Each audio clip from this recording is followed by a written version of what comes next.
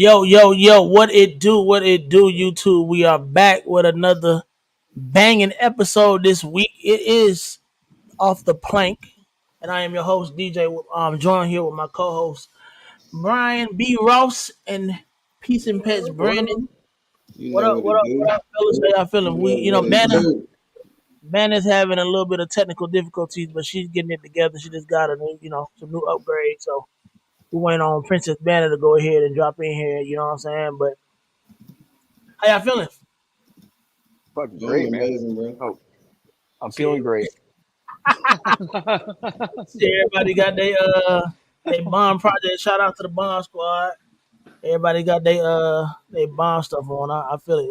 Hopefully, I think Banner got the memo too. So we had the rep for the bomb squad. But yeah, man, we're gonna have a dope episode tonight. We got Mr. Will of CNC Python pimping Yes, it. sir. Pimping ain't easy. It is, Yes, and I sir. definitely feel that. I definitely like it. That little slogan. That's dope. Pippin ain't easy. That's dope. Pippin ain't easy. It It's ain't. It definitely ain't. You catchy. know what I'm saying? Yeah, God I damn, like I'm that. bored, bro. Y'all I like gotta y'all like that. go Y'all like that little promo video with a pimp named Slickback.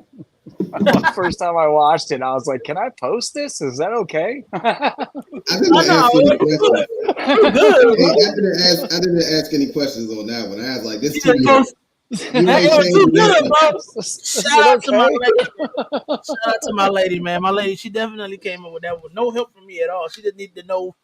I just sent her the stuff and she just made it happen. And I was like, damn. But shout out to you, babe. I know you watching this eventually. That was a But great promo. oh yeah, for sure, for sure. Hey, She did now that for one. now on, it has to top that. If it don't, we ain't using it. For Not real. facts. Not facts. But yeah, man, before we bring our guests on tonight, let's go ahead and run this sponsorship ad real quick so we can get that out the way. We'll get the video when the show going. You dig? Shout out to Grey Rider Reptiles, one of the leading shed testing brands in this hobby. As well as breeders of the ball python community, they have numerous tests ranging from the yellow belly morph to morphs like sunset and are growing every day. If you're wanting to find out the genetics of your ball python, just send it in to Grey Rider Reptiles and they'll take care of you. Their website is www.shedtesting.com. Let them know that I sent you. Hey man, shout out to the unofficial sponsor of the channel, K Joseph. Rising B-list celebrity in this hobby, KG got that all-around great knowledge, and he's also a great guy. If y'all aren't in the Patreon, it's a problem. And as always, it ain't a project unless you put a bomb in it. Oh yeah, and make sure you send the link. Shout out to BNS Reptilia, distributor of coconut substrate The Chipper and their premium coconut substrate Cocoa to Go. BNS prides themselves on immaculate customer service and always putting their customers first. You can reach BNS Reptilia on Instagram for your substrate needs.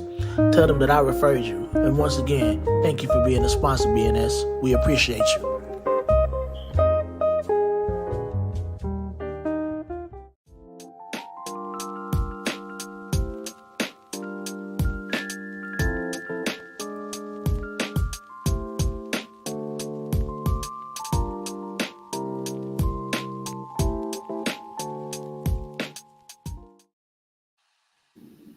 All right. it's, it's the wardrobe change for me. Brian threw me off. All right, man. So we got Banner back. Princess Banner, what up? What up? What up? Hi guys. Are you able to click on the comments now? Yes. Okay. So we're gonna go ahead and say what's good to everybody that's in the comments. We're gonna go ahead and start from the top. Let's see who checked in with us before we bring our special guest on tonight. See if you want to do me the honors, man. It's the braids for me. You got new braids? I'm talking to you, Banner. I just You hear me? put in one braid. What up, Ro? I never was one or two. You know what I'm saying? This What up, one. Ro? What up? What up? What up, bro? Who else we got? We got Ro in here. James, what's popping? James is up here taking the Jay. hobby by storm too. What up, Ken? What up? What up? Hey, and don't let. Hey, never mind. I ain't gonna even say that on here. I'm just gonna let it slide. But Ken, you my dog. Ken is You definitely look my good. dog. You already know it. You look good too. Good looking dude right there. There you go. Who else we got in here tonight? Oh, Will double dipping, double dipping, double dipping. He double dipping already. Oh, Crazy. What up, Other James? James B. James B.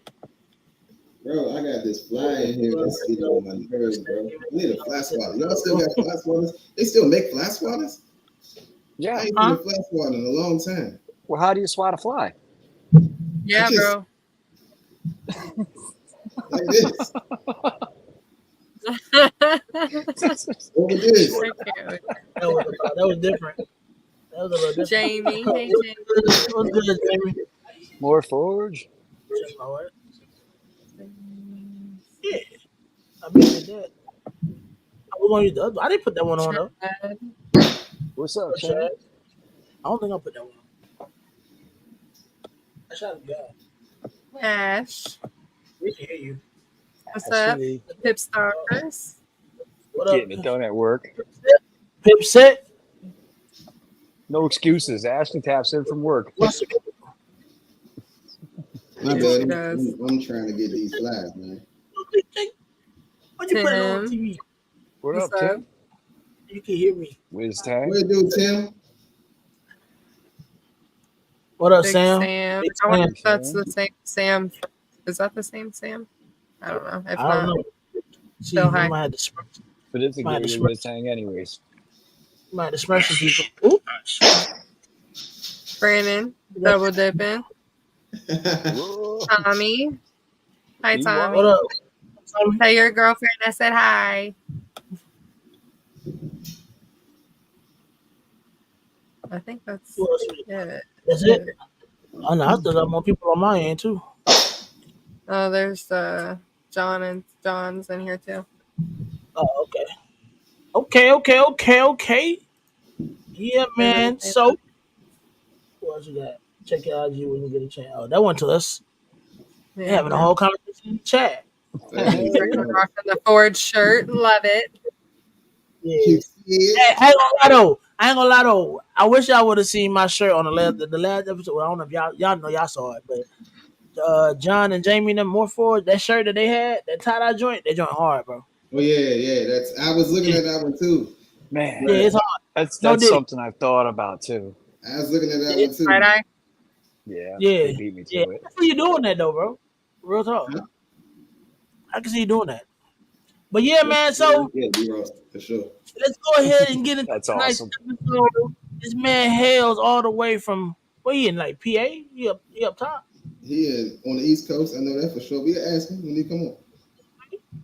We got the infamous That's what we here for. We here to ask questions. that's what he here for. The infamous, we will be welcoming to the stage Mr. Will of CNC Python. What it do? Oh, Python Factory. How's it going, everyone? How you feeling, brother? I'm from New York. Okay, you from up Hey, top. Oh, Okay. Oh, you said you in New York. Okay. which part of New York? I'm in New York City. The laws suck here, so I'm like, I'm gonna take my ass out to PA to sell stuff. All the way. I grew up in upstate. That's why I asked. It's dope. How long you been in PA? Hobby. Well, I've been vending there for 2 years, give or take. Okay. Well, how long were you living there though? I've never lived in PA. Oh, so you live. So where you live? Are you live in living New York. now? Okay. My bad. I misunderstood. I thought you were saying that you lived and you moved. Basically, you moved from New York to PA. Okay, so you're in New York now, New York City, a city that never sleeps. That's Yeah, dope. the longer I live here, the better PA looks. So what are you starting to dislike about New York then? All the rules that make no sense. That like the city just passed a law in 2025 You have to buy New York City branded garbage cans. It's not enough to just put a lid on it so that you can keep the rats out. You have to buy the New York City garbage can. I'm like, we're doing so good as a city that you have to regulate down to that detail. You can't time. That's crazy. That's crazy. Them New York Yeah, rats that ain't no is. joke. Them New York No, rats they're are crazy. not, dude. Nah, they got New York cats. Those ain't rats. Those are straight cats. And No, you it go to was a a club video. in New York, they run over your foot. They don't care about you at all. Vinny, They might stand Vinny's in line, from bro. around there. I think New Jersey. I think Dude, shout I out know to that's Vinny. not there, but it's He's hitting close, right? some badass snakes lately. Yeah, shout out, Vinny. Shout out, shout out. He definitely hit that monarch. I think he hit a G Strike monarch, didn't he? Yeah, I mean, I Hey, wasn't gonna say it just in case, but I know. For you. Cat's out the bag Some now. people's business out there. Don't tell DJ nothing, okay? Cat's out the bag now. But yeah, I see. It was a video. It was a YouTube. I don't know what. I forgot the name of the folks, but it's like a some YouTubers on or whatever. They go around New York City. Well, it's a YouTube show or something like that. But they go around New York and they like have like trained dogs that they have trained to actually go in garbage cans and sniff out rats and all that extra. And like that It's called shit a is rat crazy, terrier. bro. They're bred Yeah, for that. but okay. Yeah, and they got like a group of folks that just go out and do that, and that's like they make money catching rats in New York, like not So you know, snitches, Those things are rats. scary. I'm Yeah, good. bro, Keep them far away from me. so you that's know crazy. In DC, they got rats there too, and they actually you can rent your snakes and stuff out to the city of DC for that purpose. For real? Did they eat Mhm. rats? Yeah, Boy, they boy, don't have you tell anything in DC that's gonna actually kill rats. You know what I mean? Like it's just cities, so they don't got wildlife for real. So yeah, I think my cousin was telling me about it. that's kind of dope. You might look into that and make a business out of that. Like, because you breeding How you gonna snakes, catch the snake though? You just gonna breed them and let them loose, and everyone you let loose, you just sell it to the city. Like, yeah, you what do sell you to the do? city. You make a bunch of normals. Nah, these rats is eating normals. Ah man. So yeah, we're gonna blow you up. We're gonna let you introduce yourself. Tell us a little bit about you besides the New York stuff. How long you been doing this? What got you into this? What gene you started with? And we're gonna ask you more questions. So on and so forth. Since you're new to the show, boom. So, I mean, when I was a kid in elementary school in New York City, the science teacher had a boa constrictor and a normal ball python in the back of the classroom. I've been fascinated ever since. Then I started keeping ball pythons when I was in college. I think once I was finished with college, I kind of had to give them up. And then I got them again before I had kids. I had to give them up again. And now I'm like, you know what? I'm a grown ass adult. I want ball pythons. So 3 turned into it's like 300, and it's coming up on 4 years that I started keeping them again. Nice. Yeah, man, I saw that. You said 4 years. It's been 4 years since you've been keeping again. So you got back in. Well, you really started like right before COVID hit, huh? Oh, yep. But when So the how prices were high, I about to say, so how did that affect you coming into the game like right before COVID? well, I say this and people laugh, but you know what? Like, hell, it is true. I'm Asian. I'm a bargain hunter. So everywhere I go, I'm not looking to pay top dollar. I'm looking for something good, but at a reasonable price. And way back when I was in college, I couldn't afford albinos. They were like $1,200. But that was the thing that caught my eye. And I start getting back into this. They're like $200. I was like, oh, this is great. But I didn't want to spend the money. So of course I spend like $300-$400 buying 3 other snakes. And then the next month I go back to the same show in Maryland and I bought a Candino. I'm like, you just bought it to begin with. So, the lesson learned. Nah, that's cool. Albino was what got me into it too. I still got my albino to this day. It wasn't $1,200, but you know what I'm saying, it was like half that. At the time that actually got in myself. I got in during COVID, so you know we had stimulus checks and all that good stuff, all the extra little money that we paying for it now. But you know, it's dope. I enjoy it. I definitely love my albino. What I can, have I you can did use the any last albino? names coming out. And What's up, Wilson? have you did any albino like breeding appearance anything like that, or you just got? Or did you never Um, get that? I know you had the Candino. well, I had a clutch of albinos this year. Well, one of the first snakes I bought was a black pastel albino male, and I raised him up. I bred him to an Enchi het albino girl, and 4 out of the 7 eggs were visual albinos. It was pretty nice. Nice. I'd say that black pastel albino is probably my favorite variant of albino. Right, it just pops. There's so much contrast. Uh, That's crazy. That's what I got too. I was thinking the Pretty same much. I got one visual. It's a leopard cinnamon. Yeah, the albino man is crazy. I just hate that it started off like crazy like that, and then it's like now it's just like pushed to the side, like that project itself. In terms of you know like, what?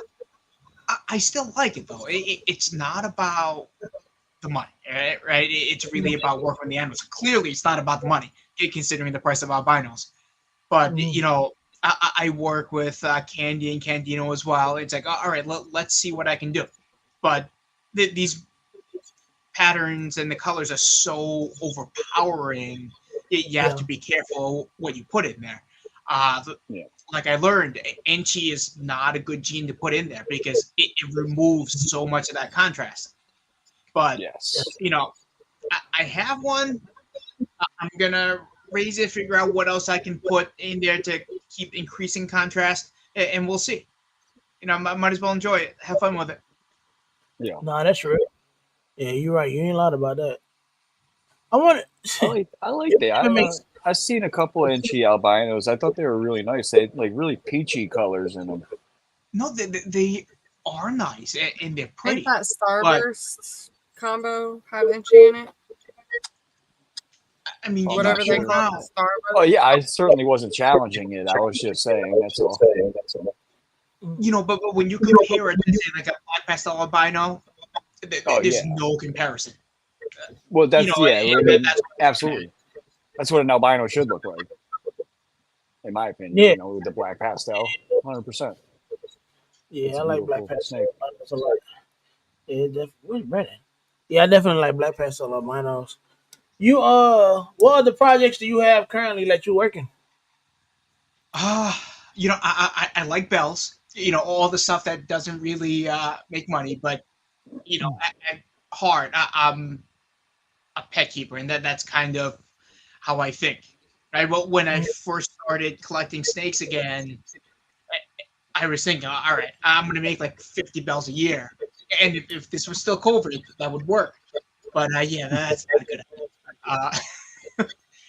So I Most mean, of it. I do like bells, but I have a growing collection of just a number of different number recessives, and the whole idea is I'll wait for them to grow up, and I'll start mixing them, and then I'll start mixing in other genes. But what I'm seeing now is everyone's so focused on triple, quad, and penta recessives, but with genetic testing, they're easier to make. They don't hold their value, and yet you have to add genes to it. So I'll work my double recessive combinations. I'll throw genes in there, and I'll use like a pair of different double recessives to make the triple recessive, and then this way, I get higher percentages trying to make those triples. I'm not trying to make a whole bunch of byproduct that I can't turn around and get rid of. So Yes. that's the way I'm going to work it. It's going to take me a little bit longer, but like what the hell, why not? But in terms of projects, like G Stripe Clown, I think I have some double head TSK clowns. I have I'm working VPI Pied. What do I have? Dreamsicles. I have Hypopide, Hypo Clown. I'm trying to work Tri-Stripe into something. I have one lonely head puzzle male that doesn't have a female. They're like, I just like That's a lot of recessive. You, hey, yeah, I ain't mad at you. I ain't mad at you. Hey, you like what you like, and you work what you like. At the end of the day, I ain't mad at you. So what? I know you said you got some tri-stripe stuff. They go Dylan puzzle the world. You got puzzle? I He said have he has a one one lone puzzle puzzle. now. so I actually need to get some puzzle or head puzzle females, so I can actually breed them into something. Okay. Yeah, Dylan. What do Dylan you about plan to on pop doing with the puzzle? You know what? I don't know yet. Right? The genes not that old. There's still so much stuff to be done with it. It's like, well, let me get one first and breed it, and then I'll figure out what to do with it later. Shout out to Dylan. Yeah. Dylan has puzzle. He said Dylan got that puzzle we the need to world. get you some females, Will. Will another said he thing? was. Also said he had I'm some gonna end up. carnage pet albinos if you were interested. I'm gonna send Dylan a scrambler baby too, and see what he can do with it with the puzzles. Okay, Maybe. Carnage is what? Is that Nanny? Yeah, Yeah. same thing. I mean, that's ridiculous that someone actually changed the name. It's like the name might be stupid, but it's been known as that for however long. Why are you messing with it? Nanny. Yeah. You like the name? You He, prefer the name? I'm like one. He I'm one kind of of the few people that explained like it the on name. somebody's live. I don't know if it was ours. Was it on your podcast, DJ? You remember him talking about the name when he switched it? It's like so much open That for Kenny it though. Aponte dude, because Oh, he Kenny? basically just said that he had done a lot of work, and the guy that had founded the gene was like Yeah, that's out of his the best friend. game, if I Yeah, yeah, recall, and told him Yeah. like he should have rights in claiming whatever name he wants to call it, and that people had already bought it as Nanny. Carnage. Wasn't that the original name? What was the The original original name? name, Oh, the original Nanny. Nanny, right? Yeah, so Yeah. people had already bought it as Nanny, so I don't know. He was We've trying to talked change about the this name. before. Nanny is a good marketing ploy because you could name the super a Mrs. Doubtfire. Hey, Yeah, hey, no, you don't. We've That's a talked good about this in selling the chat before. It's a marketing genius ploy. I mean, That's a good selling point. call it the That's a good selling Doubtfire. I mean, if y'all name but it people Jen, do that. yeah, yeah. But I like Nanny though. He definitely did say that. Shout out to Kenny. He's definitely a dope dude too. He if y'all didn't see that episode, y'all definitely go check that episode out. It's further down the line, but further back. But he bro, like he had some crazy like carnage. He called it carnage now, but some crazy carnage Yeah. clown stuff. Definitely get like people are definitely sleeping on that gene, bro. Like carnage and all that stuff. Like what they can do, they're sleeping on that gene. But I've it is seen what some it pretty is. cool So, comments. I mean, what I heard was that Carson from Herps Etc. out in New Jersey, he was the first one to import Nanny, and right around that time, his grandmother died, and that's why he named it Nanny. Well, it was after her. So Okay. whether that's true or not, I don't know, but that's a story that he told me. Okay. I heard the You same. met- I think I heard It the don't same. sound wrong. I mean, it's Yeah, definitely But I look at it like you change the name of Nanny, but no one's trying to change Het Daddy. That might be the dumbest name I've ever heard. Which yeah, one? I had daddy. Wait, Pet what? Daddy. Had daddy. I thought he said something else for a minute. What had diddy? I thought he was I going to don't say like Het the name Reddick, Lesser. Het Reddick I Xanax. like Lesser, Oh. but I don't like the name Lesser. I think it's such a misuse of a name. Like it's not what's that? lesser of anything. It bothers Oh, me. Lester. Yeah, Lester. I don't like that name. At this point, we're just gonna go with butter. Butter Yeah, is I better. mean, Butter. that wouldn't be a bad thing. Am I allowed to change my snake to butter instead of lesser? Is that a thing? Well, that's a Like good I got it question. as lesser, Being so that they test, being that they tested the same, I personally feel like when I look at, I don't know. I mean, I guess they would be the same, but like when I look at the lessers, because I actually made het clowns from a lesser female. Um, they look different. They don't. Yeah, gotta do the air quotes. They look different, like compared to the butter female that I have. They kind of do look different, but everybody let them tell it they genetically test the same.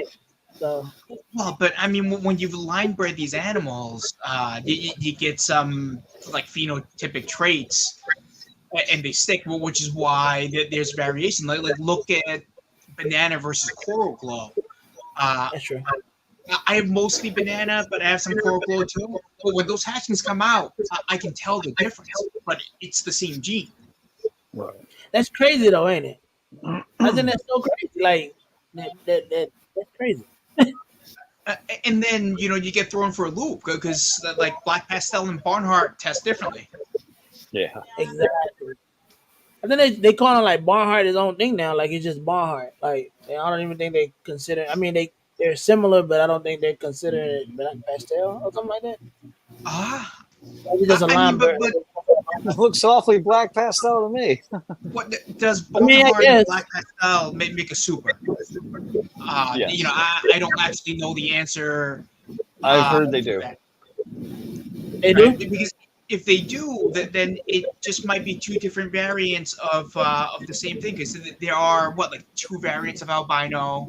There's 2 or 3 variants of yellow belly that are genetically There's going to be distinct. more. Might But be they more. all It's about to be more higher expressions, lower expressions. I get it. I mean, I don't and know. he's I don't know. right. I don't know how I feel about it, but I get it. Because Brian has shown photo proof between the OG and the hypo. Yeah, I'm. And You know With what? the same genes too. day and night. Yeah. I'm gonna find a picture. I'm gonna see if I can find this picture. I had 2 hypos side by side when I first got them, and they look like one is orange and one just looks like greenish, but ghosts. Y'all keep I talking think though. isn't there a line of green ghosts though? You said what now? Isn't there I supposed to think be a line of green ghosts? I think it's a line of green ghosts. They say it's not compatible. Yeah, but my thing is like, how do you know what something is? Because like, let's say like I have a hypo female, right? But she looks green-ish to me. So, but when I was told her she's hypo, so like, do I? Are you laughing at me? Do I? green. Ish. She's Yeah. green. Do She's I? Do greenish. I You know. no, real talk. Do I consider her to be green ghost, or do I just consider her hypo? And then it's like all the babies that she pushed out. Do I just consider them hypo or Well, green? the real question is green ghost compatible with regular hypo? I heard it's That's what I'm. not. That's Then what I'm saying. Good Then what, question. Brian? Brian just ran away. He just ran well, away. let me answer that question in the comments. So, what am I most looking forward to producing? I think my next potential double recessive clutch might be albino clowns. It'd just be nice to be able to make one and say, "Hey, I made them." 2 clutches ago, I made albino pies, and that was the first double recessive I've actually made. Even though I have plenty of double recessives that I've bought. Yeah. Hopefully, my dreamsicle girls will actually lay eggs at some point. And I'm waiting for my clown. What is she? She's a pied head clown girl. I'm waiting for her to gain like that last 100 grams before I try to pair her. And like she's just not having it. So how big do you wait for your females to get before you start pairing? What was that? How big do you wait for your females to get before you start pairing? I'd like to wait until at least a good 1,600 grams. But if I see them at 1,400 and that they're bull wrapping, I'll pair them. Or if I have a girl that's 4 or 5 years old and she's 1,200-1,300 grams, and she's showing signs, I'll pair her, right? I don't buy into this as soon as they hit 12 or 1250. To just pair them and they might breed. I mean, and that's true in the wild. They might breed at 1,000 grams, 1,100 grams, but those girls are also 4 or 5 years old, right? In captivity, they're a year and a half old, and I think age has something to do with it. I know Miguel had made a video about pairing girls young, and I commented on YouTube. That like I wonder if there's a long-term effect on their health and their livelihood, because I keep hearing that if you pair them too young, that they produce less eggs, but I don't think anyone's actually studied that. Nobody knows. Right? If I have, I don't know, a $20,000 animal, yeah, I want to try to pair them as early as possible. But for my $200-300 animal, I can wait the extra like 3-4 months. It's not a big deal. Gotcha. Do you just go off of visual like bowl wrapping signs or anything like that, or do you also ultrasound? Once they hit the right size, I'll throw a male in there and see what they do, because sometimes they don't show an interest, and I'll let them grow.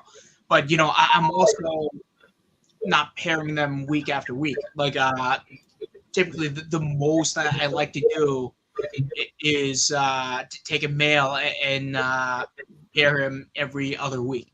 And this way, what I can try to do is pair year round and not have 30 clutches hatch in the period. So otherwise I go nuts. Just too much to take care of. So you don't ultrasound? You just go off of what you I have the ultrasound. I have no freaking clue how to use it. I can find the gallbladder really well. But when it comes to eggs, it's very much hit and miss. Gotcha. And I work in healthcare. I'm an IT person, so you would figure I should know how to work this stuff, but freaking clueless. Actually, I have a funny story. I bought the ultrasound, and I'm all gung ho. So I go on Amazon, and I'm like, all right, I'm going to need more ultrasound gel. I get the 5-liter box. I have no idea how much that actually is and how much that weighs. It comes in, I'm like, the hell am I going to do with this? It's huge. Nah, that's true. I had an ultrasound for about a week. One of my partners let me borrow it. I tried myself. It is hard. Like, it is very hard to use. I feel like it might get easier as you use it more often, but the first initial times it's like, what am I looking at? Yeah, I just need to practice it a fair bit more, because I don't have it down because the female's moving. That then I lose the picture of the eggs, and the kids have no interest in coming to help me. And then I'm getting ultrasound gel everywhere. Like it's aggravating. Nah, it definitely is. Definitely is. I always found that for me, when I ultrasound, the easiest way to do it is to just find the gallbladder and then work from there. The gallbladder is relatively easy to find. It just shows up as a big black spot. And then you work backwards from there slowly, right up at the top, right up close to where the angle changes over, and just run it down that end slowly. And I found that works pretty well. If I'm not seeing follicles, what I'll do is I'll cantilever it up and down until I see what I want to see in the same spot. I won't move it back or forth or up and down. I'll keep it in that spot and then cantilever it up and down like that and tilt it. And I find that works to find what I'm looking for very well.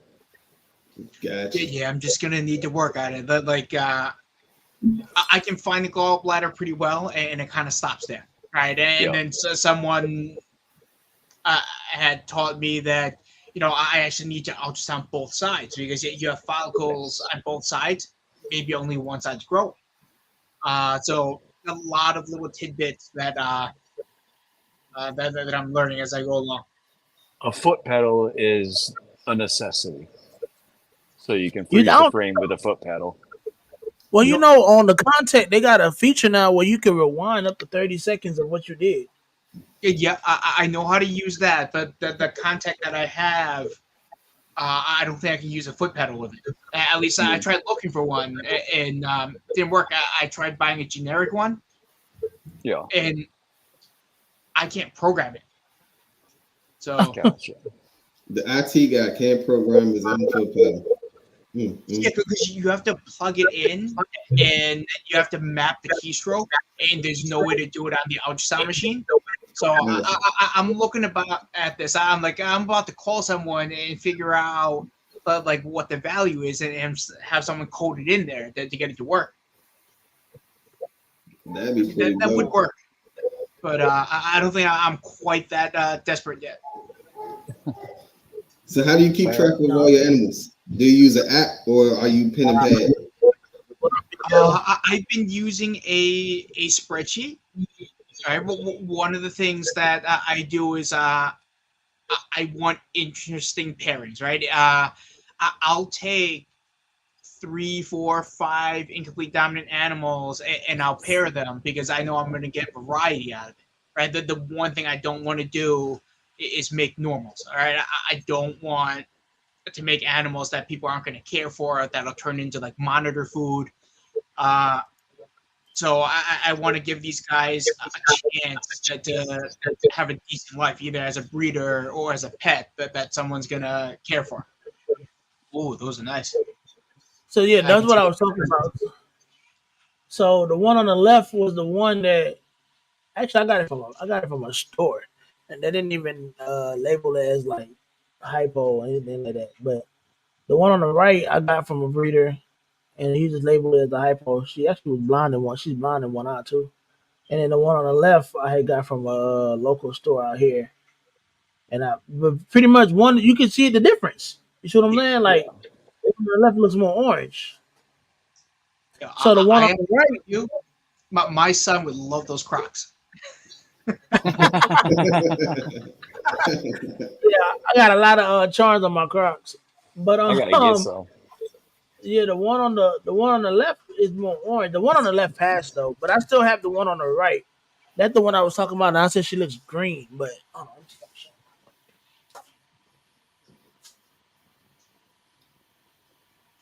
So if you had unlimited, all right. So what's the next recessive that you'll want to look to get into? You know what? There's so much. I'm at capacity already, and I know I'm gonna have to get rid of stuff, but I don't want to. Uh, I, I love everything albino. So like maybe something like rainbow or monarch, but then I look at the Yes. price and I'm like, yeah, I can't do it. Like my inner Asians are like, no, you can't. Wait till the price drops. I just like hearing people say monarch. How many recessives do you got? I think I at last count I have like 15 or 16 different recessives. Hold on, different recessives We in have terms of genes everyone. or different recessives in terms of snake? It's not even not even close. I have at least like 5 or 6 different visual double recessives. Got you. So So that's 15 total recessive, visually recessive snakes or different genes. uh no, they're different genes. Got wow. Like there's stuff that I have in just a single gene visual form that like I have 2 or 3 DGs that don't have other genes in them. I mean, I've got a Krypton. I have a lot of clowns. I have a lot of Pied. Uh, I've got some G Stripe now. I have a bunch of Hypo, lots of Albino, lots of Candy. I only have head tri stripes, but I'm hoping that I'll have visuals sometime in the next few months if these females go. Gotcha.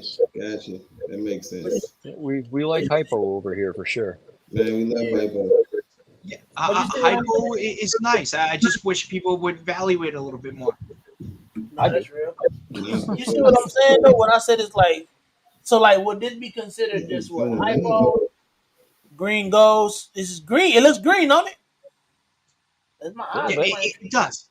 It's like olive colored. Exactly. So like my question is sort of like when I got this though, it is considered a hypo. This hypo is it not green ghost? What is that compatible? I don't know. I haven't read her yet. She's not of size yet. So I got this one right. When I went I to mean, the, I always heard that Green Ghost was Lori, but I don't know that for a fact either. You know what? I think you're right on that because that sounds very familiar. what's that? Green Ghost being Lori. Oh, I ain't never heard that. Yeah, that's a gene that I don't have. Lori. I thought Lori was HRA. Yeah, I've heard that too. That Lori's HRA, which I have. Yeah, you got HRA? Prophecy Yeah. about to pop up. He's about Well, to sound like Beetlejuice. You want to you know, show off some? You know, you're welcome to show off snakes at any time, my boy. let me Anytime. pull this girl out. Well, Go ahead. you gotta put him on the screen, DJ. I'm about to take myself. I'm trying to. My apologies. Man, I gotta upgrade my. I almost threw that side of my phone. I gotta upgrade my cameras. This girl right here is an HRA pastel hypo. Nice. She's pretty. HRA. Damn. Yeah, it's pretty. Actually, that's really pretty. Bring I it drove over. all the way to Connecticut to pick this girl up. Let me see. Let me see her She didn't side. for like 4 months. But now she's good. Yeah. Hey, bring it over a little bit more to the camera so we can see the side gut. See, there you go. There you go. Oh, okay. Yeah, nice. Oh, wow. No, she's pretty. Very nice coloring. She is Yeah. pretty See, but that looks green. for a HRA. It is. It's greenish. That's crazy. Before I realized they were the same, I had a Lori Spider, and I didn't have any other Lori, so I Fuck him. moved it to another breeder who did work Lori, and apparently that girl was also a head VPI. So, Oh, but I mean that's nice for them. yeah, that's a nice There you snake. go. You said really cool. that's high. What you said that was? What's all in there?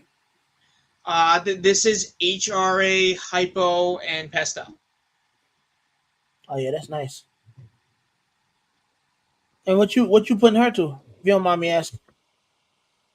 Oh, that's a good question. Give me a second and let me look. I paired her a couple. Oh, you know what? She went to a blackhead, yellow belly, hypo boy. Oh, Blackhead, yellow belly. Okay. Yeah, hopefully I'll get some results out of that, but I don't really see her building much. So I mean, maybe I missed her ovulation period. so we're saying he'll show up like Beetlejuice, bro. Look, they done spelled it out. They done spelled it out in the chat. HRA. You about to talk about anytime. We got a friend that loves that gene. It's a nice gene. I try to It get is. everything, even if I can't identify it. But like, I Man, have a couple of girls, man, Citron. I have no idea how to tell that apart. I have Shredder. It's like, all right, I'm gonna have to call someone if I produce any animals. But that's okay. It's part of the fun. Yep. I go through that all the time. I'm absolutely horrible at IDing my animals. The worst thing is, they hatch out and you think, oh, it's definitely this, and then 2 sheds in, it's like, wow, what was I smoking? Yep. And then they look completely different. yeah, that shit. Brandon, is that you? I do not know. I am trying to do something. I do not know. Oh, He's it over sound there like scheming on something. Nah, That so damn fly. That this fly be in your ass. Sean is blowing the Be in hell your out of me, bro. You looking like me the other day when I was on when I got on it was hair down when that fly would be my ass. I just let the fly. You gotta leave it alone, bro. You're not gonna win, bro. I'm trying to figure out how I can put Of my course, name it's back in gotta there. be hypo. Oh well. HR and on blackhead and trick. I like trick. Ain't is trick hurricane the same thing, right? Yes. Is Yep, it blitz Trick, is Hurricane, blitz and Blitz are is it supposed to be the same. blitz? Okay. So I made this girl this season. It's my second year trying to make this. That this is a GHI spot nose firefly. So I have dad, and like I wanted to make a girl version of this. I finally got it. Of course, I can't get this girl to eat, but Hey, can't you win them can't all. get it. That's I nice. have to throw live in there, and I'm trying to get her to switch to frozen thawed. So how you feel? You prefer frozen thought over live, or is it that because of like you're selling to like pet people and stuff like that too, Uh, or just a preference? Live it's so much faster, but for frozen thawed is more convenient because I can kind of do this on my time. I have a rodent breeder who will deliver to me, Uh and huh. thank goodness. But that bill is also like horrendous every week.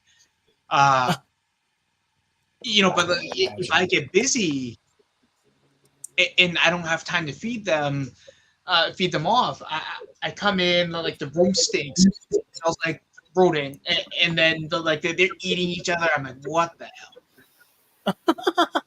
Nah, I feel you on that. And like I don't have any rodent racks in here, so I'm not really equipped to keep them. So that's a little problematic. And I have enough animals now where it's not so simple where I can just power through it and spend a couple hours feeding them. Now I break it up into like 2 or 3 days, and I feed them off slowly. Like, who's it? I was talking to a moderator in one of the Facebook groups, and he uses an incubator to defrost and heat up his rodents. I thought that was the best idea ever. So I went out, I bought a chicken egg incubator, and I called it my rat oven. Nice. But when I stick 80 frozen rodents in there, it kind of overwhelms it. And instead of defrosting in 2 hours, it takes 6 or 7. It's like, all right, let me not do that. So, what temperature do you bring them up to in an incubator? Of course, being the brilliant person that I am, I didn't realize that it only read in Celsius. So I set it to 41, which is like 101, Yeah, 103. it's up there. Yeah, and I also like if I get busy and I leave it there too long, the rodents start to cook. Right? You open that door, and that smell just punches you in the face. Right? You go to feed those rodents off, the fur's falling off. If this hits it too hard, like they pop. I'm like, what the hell? Well, why am Ugh. I doing this again? Yeah, it's like I get that. I get that for sure. Yeah. So I mean, I'm learning a lot as I go. So how many collections do you plan on like yearly having? Like every Uh, year? I need to cut down on what I have now. I like to go through and be able to cycle through these tubs and change out waters and clean them twice a week, and I'm not able to do that anymore. But with 300 animals, because it's just me doing it. My wife wants nothing to do with this. Right? Yeah. She'll walk in the room, look at me, shake her head, and walk right out. If I pull a snake out, she'll scream. And then when I walk over to her later, she'll slap me. So, like, I'm not winning that fight. But 300 ball pythons, I know she loves me because she hasn't killed me yet. Right. So 300. That's a big number. Yeah, In 3 years, though, in 4 years, right? in 4 years. Well, what was I thinking? I would like to cut this down so that I'm at the 200 mark, maybe 250 with hatchlings. Right. Ideally, if I'm at say 100 to 120 breeding adults, maybe another 30 or 40 that I'm growing out as replacements, and then the rest of them are hatchlings. I think I'd be pretty content with that. I'd be able to deal with it. Right now, it's like a second full-time job, and I'm just for so sure. busy at work, between work and like kids' activities. I just don't have time for like anything. Like sometimes I just want to sit down and watch a little Netflix, and yeah, that doesn't happen very often. Nope, it's always background noise. No, there's always something going on. Like the entire month of September, I was going on camping trips with the kids. You know, I think at 2 different expos I was doing. Like I'm drained after that. Like tired. Like get away from. I don't want to talk to anybody. No, for It's sure. understandable. So you're gonna do what, about 50 parents a year? But like this year, I think.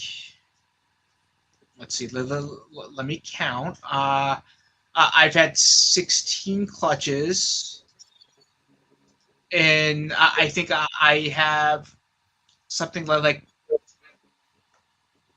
45 or something that I'm still pairing. Jeez. Wow. So Yeah. you're deep into it. Yeah, 4 years too. That's crazy. Yeah, I what could. was I thinking? I'm in my The- third season breeding, and I'm trying to downsize. Yeah, I mean, this rodent bill is horrendous. I looked in my freezer last month, and it was empty. So, I go to the expo where I pick up my frozen rats, and I'm like, I need this, I need this, I need this. And then I look at the bill. I'm like, shit, it's $1,600. Well, what the hell did I do? I walked in there, I haven't made a penny yet. And then I just bought $1,600 in rats. And this is before I come home. And Monday, my rat lady comes and brings me live rats, and that was like another $200. I'm like, oh, I'm dying here. But like, I gotta go on the corner and go like sell my body or something. Nah, Man, I lived in Brooklyn. It's all good. You do what you gotta do. How you feeling about as we OnlyFans? say, $20 is $20. I think he said something about some baby oil. What? That's wild. So, out of all 300 of your animals, could you possibly say you have a favorite? Yes, and let me show you. Gotcha. Gotta see the snake. That's the favorite.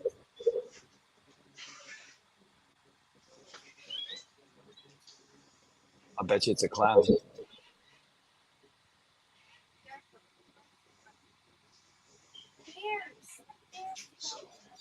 So this one will surprise you. So this is Seven, one of the first snakes that I bought. She's just a simple leopard Mojave spider. All right, nothing special, but she's super friendly. Right, I can hand her off to anyone. In fact, if I hold her, she'll wrap herself around both my hands, like a set of handcuffs. I mean, this is just my absolute favorite animal. If I'm only keeping one, it's this. Nice. And you said that's a spider, right? Yes. How many spiders do you currently own? 15, 16. I have a good number. I might have more than that. I haven't really kept count.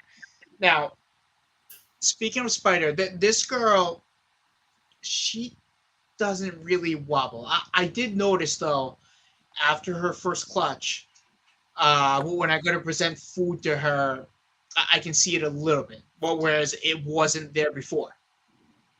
So, I mean, I don't plan on breeding her very much. She was meant mainly as a pet, so maybe I'll get 3 full clutches out of her and then retire her. But if I see after the second clutch that that wobble gets worse than she's done.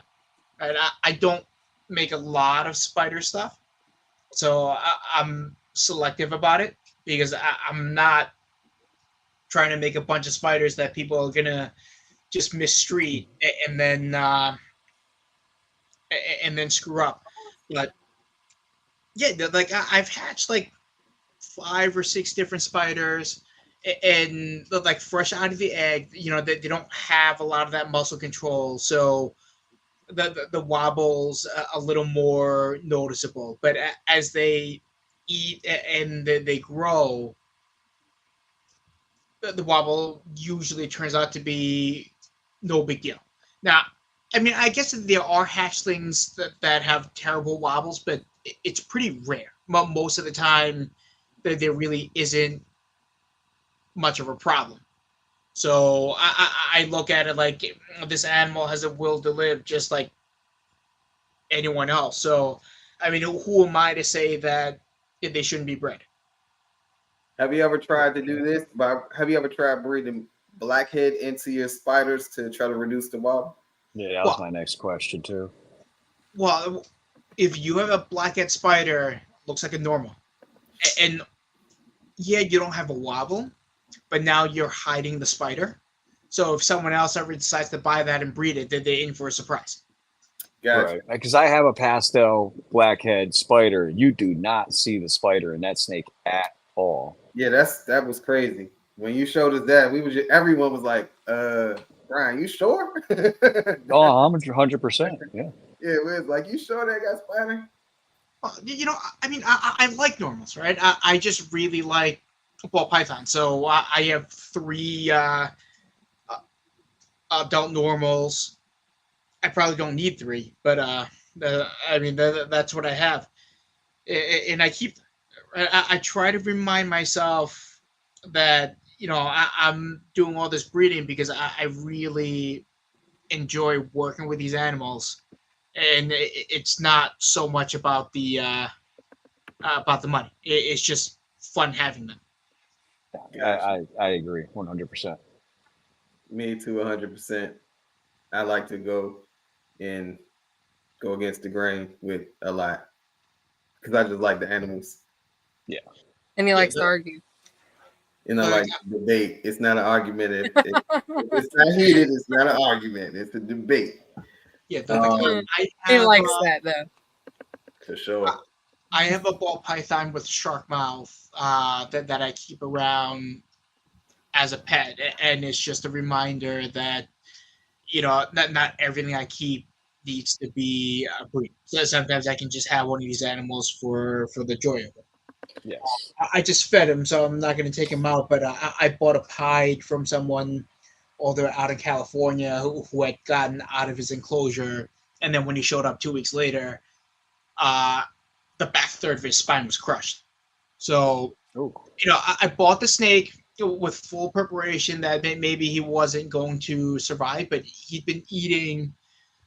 He moved well, and then now that this guy's a beast, he's at 1,200 grams. He doesn't have a lot of movement and control over the back part of his body, but he can certainly feel it because he pulls his tail away, and within 5 minutes of me picking him up, he takes a big dump.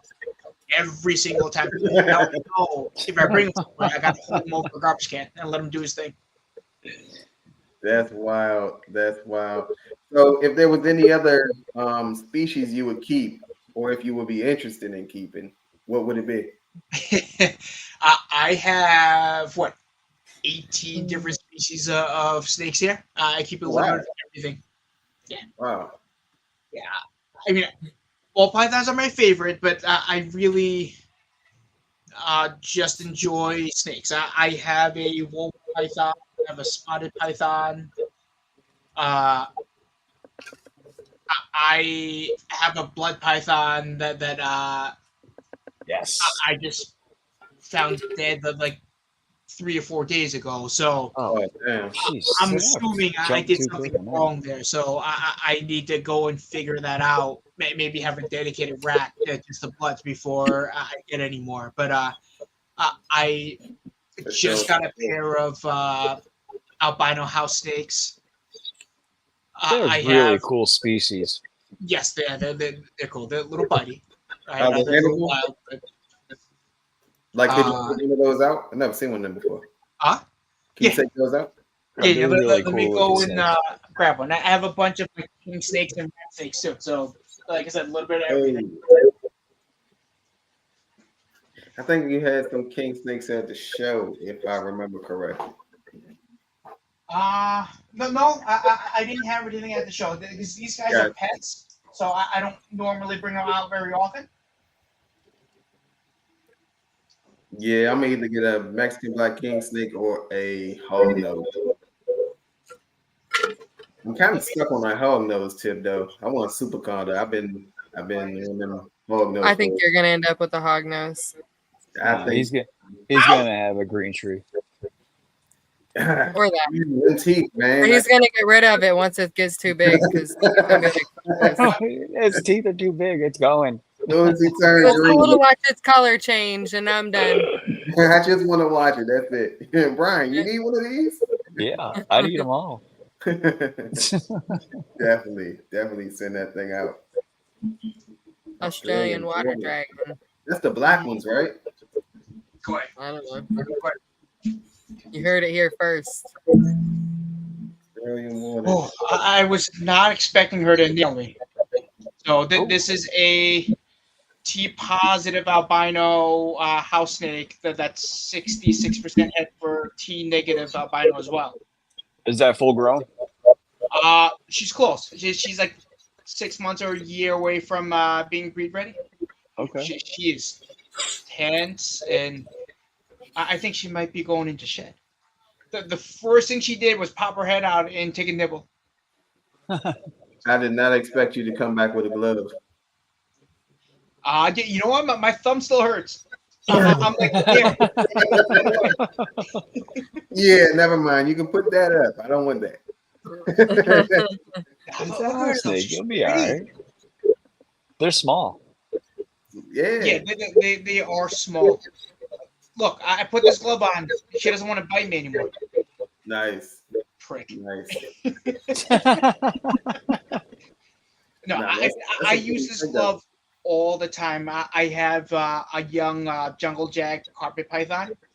This guy takes shots at me every chance he gets. You know, but the older coastal carpet I have isn't really biting. She didn't like the gloves either. Look, Trust me. she's waiting for a chance. So, with over 300 animals, how do you keep them? Do you use? I see you have some black racks back there. Are those sea serpents? Those are reptile basics racks. Gotcha. So for Those the are funny animals as hell. that are more pets, I keep plastic enclosures. This is high density plastic. It Nice. allows me to heat them using heat tape instead of overhead heat. So that part is nice. It makes it compact. But yeah, all the ball pythons are in racks, and then all the pets are in enclosures. Gotcha. So, how far do you go with your enclosures? Would you think of bioactive, or you just keep it nice and simple? I don't have anything bioactive. I just didn't want to take the time to plan and keep isopods and all that. I may eventually, but I just have too much going on right now for all the upkeep. Gotcha. So, where do you see yourself in the next 5 years? I would like this to generate enough income on itself. That was always the goal, right? It was never to be like Ozzy or Justin or anything, but it's just let's keep this going and let's make enough to reinvest. I got a question. Who's your Mount Rushmore of ball python breeders, like 1 to 5? you know, I like a lot of these local guys, right? Like Chris Shelley. You know, I, I met him at expos, and he's never ever looked down on me. He's never uh, talked to me. I'm the new guy, right? And that entire group of Pennsylvania breeders that he's with, Jeremy and Triforce, Nathan from Infinite Python, Stanley from DTMG, and Kai from Lucas Landon, who's out in Jersey. And they're all great. So, but like the people I look up to and aspire to be like. Then I look at a guy like Shane from Small Town or Adam. You're looking at people with full-time jobs. Well, Adam not so much anymore, but a family men, right? Who balance to yeah.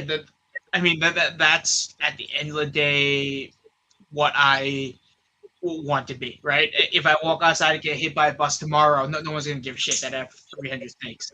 But people are gonna care that whether or not I was nice to them, if I left a good impression, right? Did I talk down to them, or did I teach them something that they didn't do correctly? That's a Nah, different that's true. outlook. Yeah, I wasn't expecting that. that's the different outlook. Honestly, that's crazy. Well, you think That's about good. it, right? No matter what I buy, unless I'm going to spend 30, 40K on an animal that's cutting edge, I'm already years behind everybody else. So Right. what am I going to do that's different from what anybody else is doing? Absolutely nothing, right? But, I can be nice. I can smile. Right? I can be helpful. Right? Those are the things that to me count. Right? That's what brings me back to someone to buy animals from them. 100%. Yeah, there's only one will. There's only one will, and there's only one Justin. There's only one Ozzy. So yeah, definitely do something different to stand out and make yourself known. I'm gonna start calling that the Brian Barchek method, because exactly what you said is exactly how I can envision him. Um, it's just sad. Like, to me, the people that actually molded me into where I am are all gone. You know what I mean? So Brian Barchek, Steve Irwin, my favorite two of all of them. So Yeah. So Brandon, I met you at the Baltimore Repticon, but before you came over, a few weeks before, a mom had contacted me. Her daughter had wanted a snake for 2 years, and did a bunch of research and talked about it, and she was going to surprise her for her birthday. So, knowing this, she paid for the snake ahead of time. I couldn't figure out a way to turn the snake into a cake. So, I wrote happy birthday on the display where her snake was. And, I gave her a few things. She walks over. I'm like, I think this is for you. And she's looking, she's reading her name. And she's not getting it. She's confused. Then the light bulb turns on. And then, you see like this 8, 9-year-old girl just light up and smile. And, that's really it. That's why it's not worth my time. I go to talk to people. I pray that I don't get mites out of it. But it's really That's real. That's real. That's real. I agree. like I spray my tablecloth down with Preventamite while I'm at home.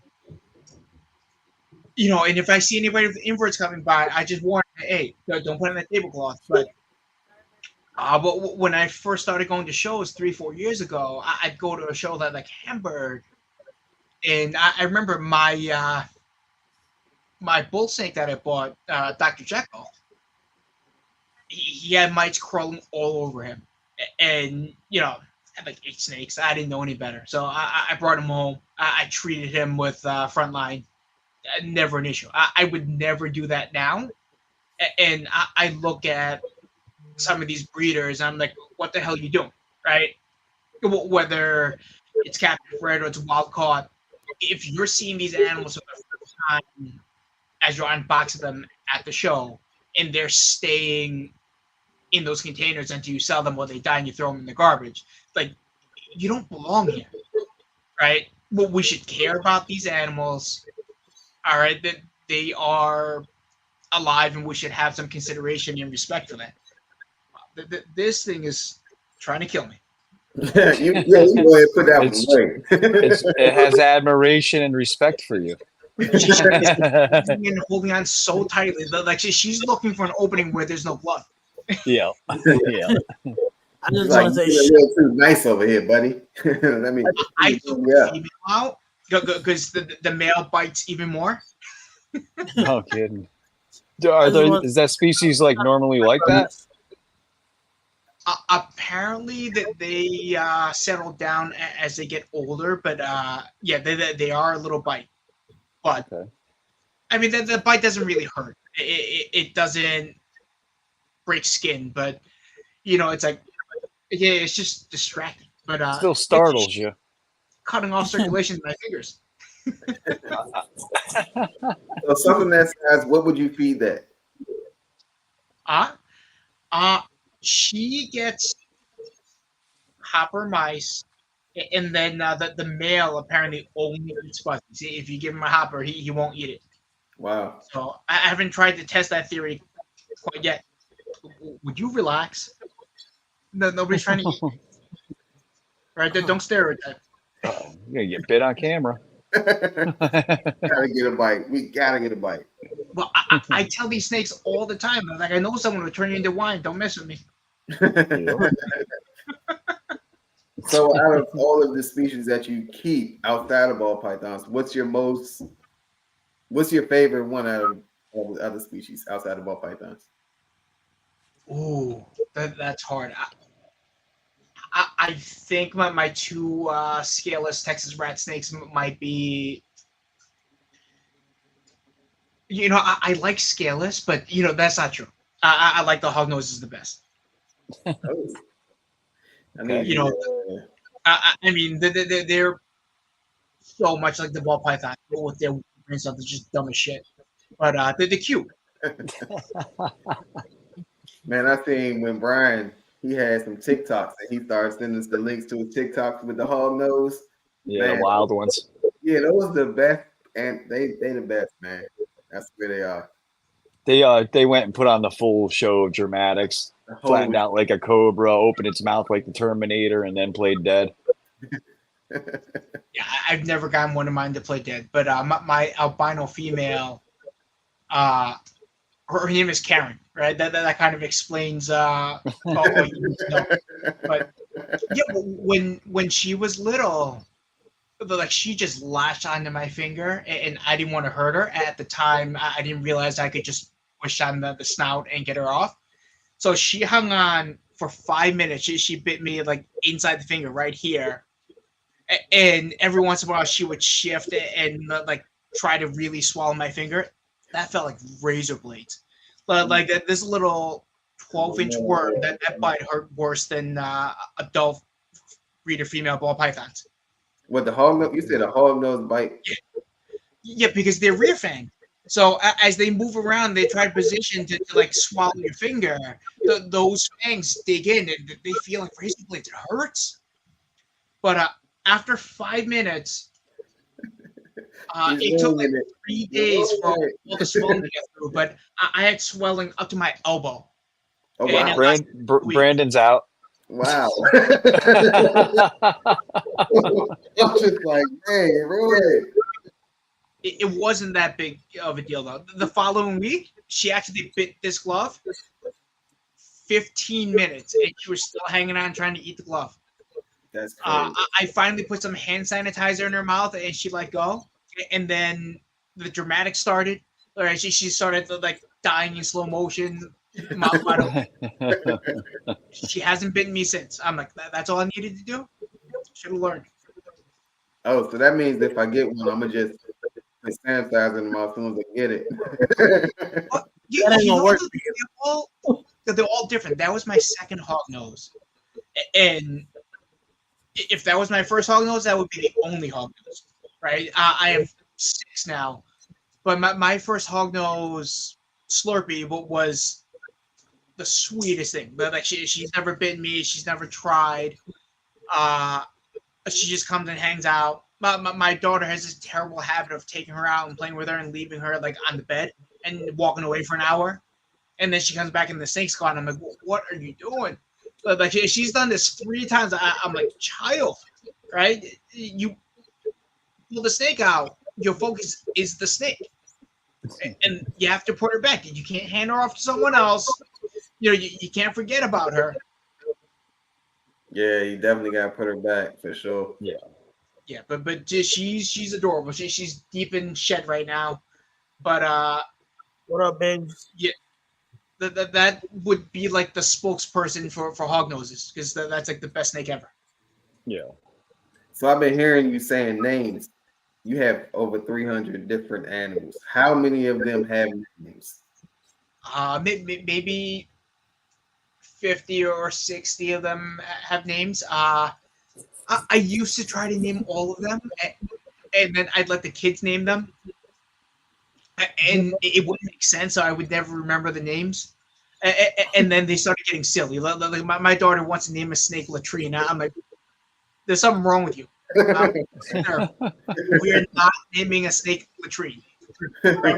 We're not going to name a snake Babette. Like, well, what is wrong with you, child? Nah, that's pretty cool. That's pretty cool. So how do you market your animals? I sell a good number through Morph Market. I'm in a few Patreon groups. I'm actually admin in one for Green Room Pythons, and I don't actively market them. Right, I breed. I give people advice. Right, if they have issues, I talk to them. Hey, like this is normal. Don't worry, but try to do this, and this, and the sales just kind of come. If they're interested, they'll reach out to me. If I don't have what they want, I'll point them to a breeder that I've had a good experience with, someone that they can trust, right? Because it's not about me. It's about that person getting something that they're really going to enjoy. Gotcha. And I tell people all the time, I've bought from a whole bunch of breeders, and that there are people I would never go back to. Like I remember buying 3 or 4 snakes from this one guy, and he sent me a 37-gram snake. Wow. And he told me that this thing had 5 or 6 meals. I'm like, yeah, you are out of your fucking mind. Ball python? Yeah, 37 gram ball python. Oh hell no! God damn. And now this girl eats everything in front of her. She's still smallish for her size, but like she doesn't turn down food. There's no way that animal was eating like he said she was. Morally shipping a 37-gram ball python just sounds so wrong. Don't get it wrong. That animal was smashing food. That animal was slamming food. Yeah, if I know the breeder and this snake is just hatched and it hasn't had a meal, I'm deciding to take that chance, right? If I'm buying from you off of Morph Market, you got to at least warn me, right? Yeah. If I'm buying a bunch of things like wholesale from a breeder and they come in at 60 grams, I'm not really upset because I expect that, right? I'm paying you retail. You send me a 37 fucking gram snake. Yeah, I'm gonna be pissed. Yeah. Because it's not right. Like you don't give 2 shits about the welfare of the animal. No. I mean, I got a personal rule. I usually go with right around the 100-gram mark at least, with consistent meals by then. Yeah, I just don't want trouble in the future. Is basically what it is. You know what I mean? I want to send that animal out, making sure that it's gonna eat when it goes to its next destination. No, I agree. Right. I mean, when you get a hatchling though, by their fourth or fifth meal, you can usually tell whether or not they're going to be a solid eater. Right. Right. If they're like 4 or 5 meals in, even if they're like at the 80 gram mark, and I know there's no hesitation, that's a snake that I would turn around and offer to sub. Like I don't even post them up anymore until they've had enough meals, and I'm happy with them. Now, do you have a certain amount of meals that you want a snake to take before it goes out, You know, or is it just like case by case snake you basis? know, it's at least three, but I prefer a five or more, right? Because the more meals they've had and the more weight they have, the more buffer there is. Uh, and you can never tell when a snake's going to go into a new environment and they're just not going to be comfortable, not eat for 2 or 3 weeks. And the last thing you want is someone who's buying their first snake and they're all excited and then this thing dies because it won't eat. Like nobody wants to do that. Like the $150 I'm getting for the snake isn't worth all that, right? Because now I'm turning someone away from this hobby and I'm traumatizing them. I want Yes. my snakes to be happy and healthy and to thrive. I was vending the show in Scranton, I guess Electric City, in March, and this guy comes up to me. He's buying a ball python for his daughter, so I send him home with a pied head lavender male, 300 plus grams. I know the boy eats every meal. He doesn't skip meals. And the guy's like, I have an adult boa, I have an adult ball python, I'm good. So 3 weeks later, shoots me a message on Instagram. Snake's not eating. I'm like, okay, well, what's going on? How are you housing the snake? How are you heating up the food? And I'm trying to get a picture of what this enclosure looks like. Uh, Took him like 2 months to send me the picture. 10-gallon tank. It's open on all four sides. A heat lamp with like no thermostat, no thermometer inside. Uh, it's like half open. I'm like, what the fuck is this guy doing? Anybody walks by, this snake is like striking at everything. I'm like, dude, this snake is scared shitless. No wonder it's not eating. So try to be nice. You know, it's like you can do this. Maybe black out 3 sides, right? Get a thermostat so you don't set your fucking house on fire. Yeah, that's Uh, important. you know, The biggest thing. It's not just for your snake; it's for your whole house. I think my first suggestion was go get a 15-quart cup. But put a couple of hides in it, keep it simple, get the snake comfortable and eating, and then you can put it back into bigger enclosure. And this guy didn't listen to me. He kind of ignored me. So I'm sure at this point that the snake is dead. That was like a 330, 350 gram snake that was a healthy weight and a healthy size. And it's like I don't give a shit that you have an adult ball python that eats everything you throw at it. That every snake is a little bit different, right? You see this one's losing its mind. Clearly, it's not comfortable. So go and do something about it. Yeah. But yeah, I never would have sold him that thing. It wasn't worth the couple of $100. Gotcha. I agree. I mean, that kind of thing is frustrating. And I tell people, even someone who buys a $50 steak from me, hey, you have a question, reach out to me on Morph Market on Instagram. I'm here to help you because I want the snake to do well. Right? It really doesn't matter what the price of the snake is. Because I want you to have fun and enjoy doing this, and maybe you'll get more, maybe you won't, but that's fine. I don't want anybody to fail. Yeah, for sure. For sure. All right, let me put her back. I can't feel my fingers anymore. I'll be back in 1 second. I don't forgot you had that thing. Yeah, she didn't forget. Yeah, that's it. No, I think he's kind of like pulling me away from this. That dog knows. He said his arm was swollen to his elbow. It's that rear fang. It's venomous, man. It's gonna get Man, you. what about these frills? Are they good too?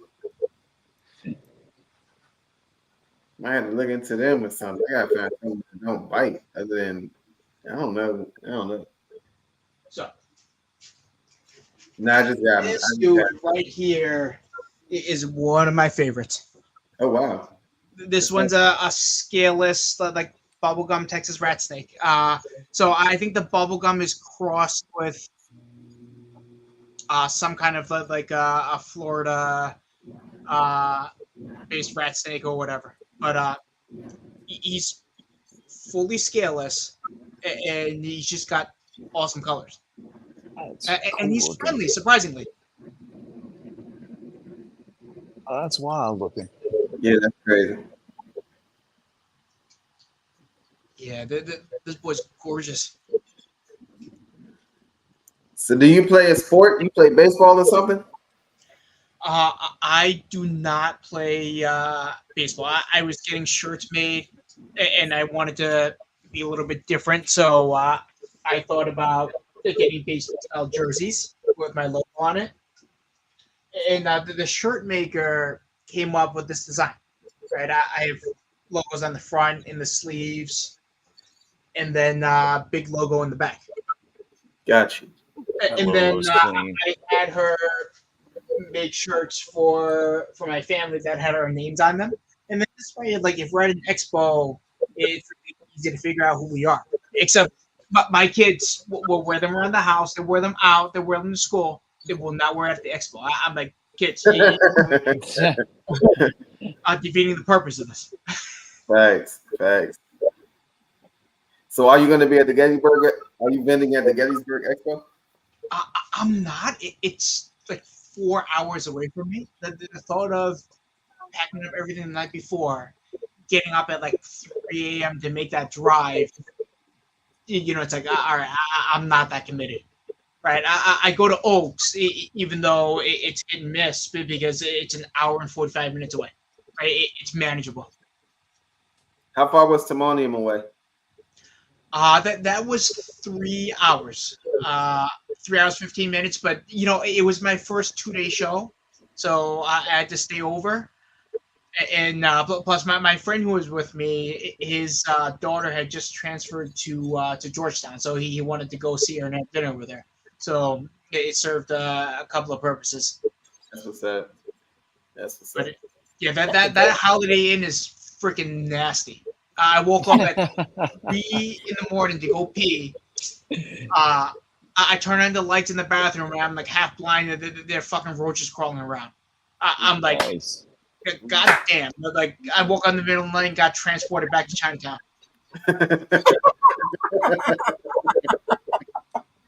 I mean, growing up, immigrant family, I didn't know any better. Like, you go out for an entire day, you come home and you turn on the lights in the kitchen, and there are roaches everywhere, right? It used to be a contest of, like, whack-a-mole.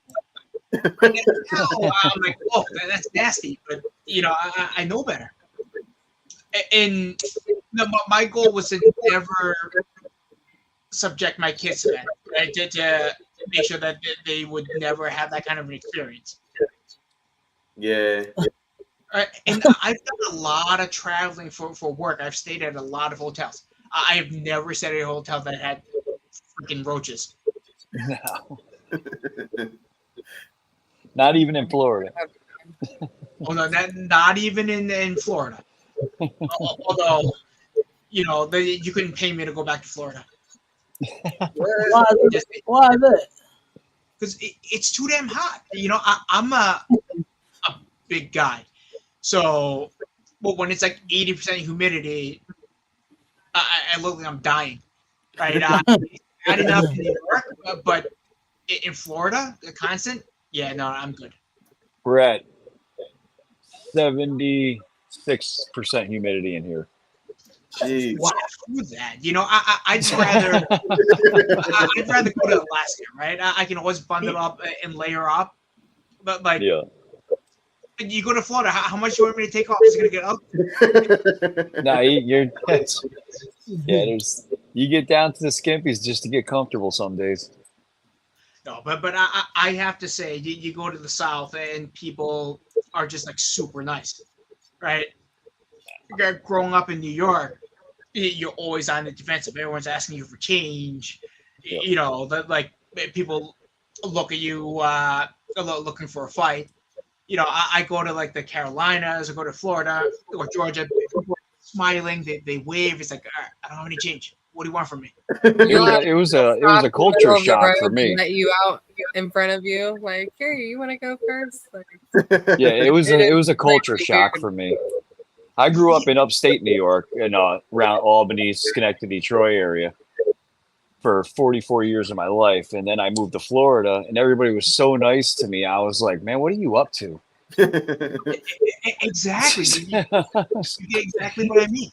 And you know, I'm from the Northeast. I'm always in a rush, right? There's always somewhere to go. It's not rude, but I kind of can't slow down. But like, so some of the places I've worked with, like a lot of people who grew up in the islands, you know, they're on island time. Nothing's ever a rush. I'm like, I would lose my freaking mind.